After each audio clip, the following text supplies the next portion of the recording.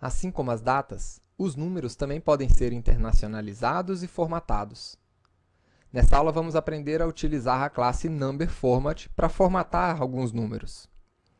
Então, crie uma classe chamada número com o método main dentro dele.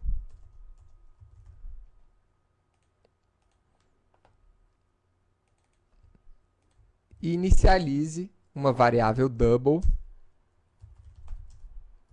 para representar o saldo de uma conta.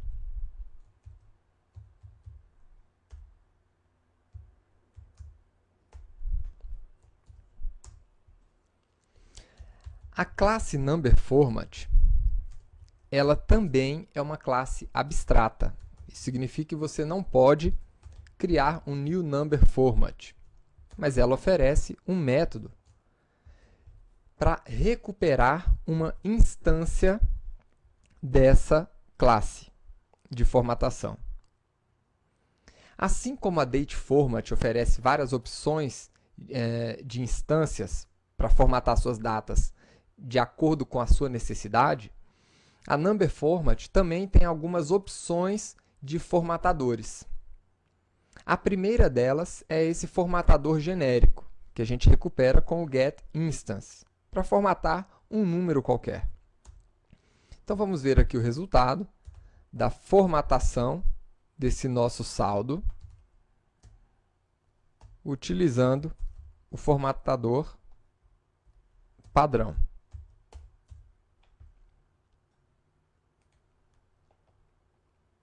Então, aqui está. Ele formatou o número de acordo, né, com a minha localização default, que é o Brasil e português. Agora, nós também temos outras opções de formatadores. Então, essa aqui é a para número genérico. Mas você poderia querer formatar um número inteiro. Então, nós temos aqui o integer instance, que formata o número excluindo a parte fracionada. Então, essa aqui é a formatação padrão e essa aqui utilizando a instância para números inteiros. Além de números inteiros e números genéricos, então aqui nós temos os genéricos,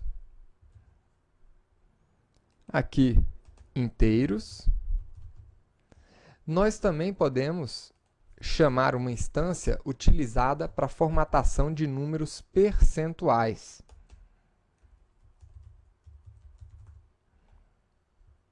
E aqui eu vou formatar, por exemplo, o número 0,25. E ele traz para a gente 25%. Perceba que ele já colocou o sinal de porcentagem para a gente.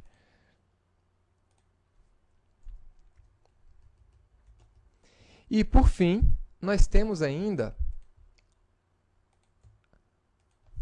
a instância utilizada para formatação de moedas, que é a nossa current instance. Vamos ver aqui o resultado. Olha aí, ele trouxe aquele número com 2 casas decimais e o símbolo da moeda brasileira. Então, tá aí. Ó. No número genérico, ele trouxe com 3 casas decimais. E com moeda, apenas 2, porque é o formato que no Brasil a gente mais costuma ver. Mas, por exemplo, se você estivesse no Japão, eles não têm o hábito de apresentar as casas decimais. Em alguns outros países, apresenta-se apenas a primeira casa decimal. Então, a localização interfere na formatação desses números. Tá? Uma coisa que podemos fazer aqui com esses formatadores é definir o número de casas decimais. Podemos aqui colocar set maximum fraction digits. E aí eu poderia colocar aqui, por exemplo, uma casa decimal. Olha aqui o resultado. Mas eu poderia colocar aqui também 4 casas decimais, ou 3, por exemplo. E aqui está o resultado. Então, a gente pode manipular, inclusive, esse número de casas decimais no processo de formatação. Agora, vamos trabalhar um pouco com internacionalização desses números. A gente já viu como é que funciona o objeto bloqueio, já vimos aqui a formatação dos números para o Brasil. Agora, nós vamos internacionalizar esse número para os Estados Unidos, por exemplo. Então, vamos lá. Vamos pegar esse mesmo número, mas agora, dentro da nossa instância, eu vou passar a localização que eu desejo. Então, locale.us, para a localização dos Estados Unidos. Vamos ver o resultado agora. Está aqui, ó. No Brasil, ele formatou a moeda para reais e nos Estados Unidos para o dólar americano. E vejam que o formato do número também mudou. No Brasil, a gente separa a parte fracionada com vírgula. Nos Estados Unidos, com ponto. Vamos apresentar ainda como é que a gente vê o número, por exemplo, na França.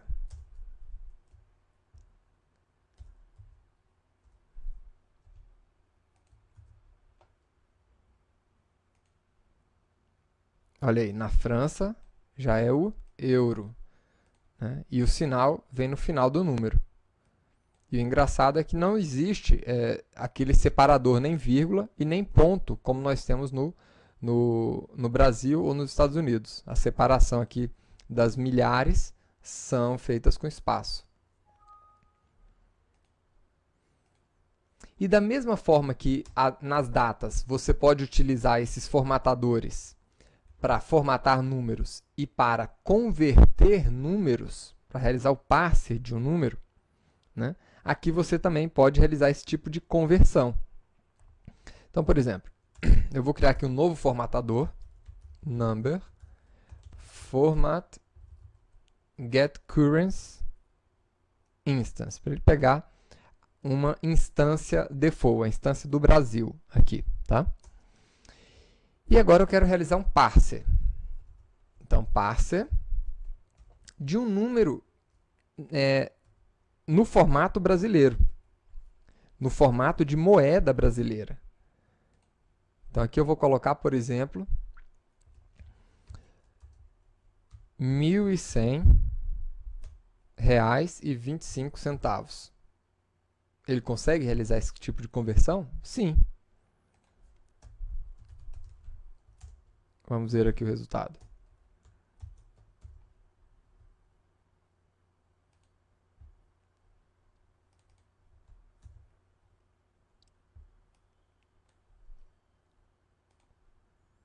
Então, tá aqui. Converteu aquela string em um valor double para a gente, né? Em um valor numérico, e eu imprimi aquele número aqui para a gente, 1.100,25. Então, aqui nós vimos o processo de conversão de valores.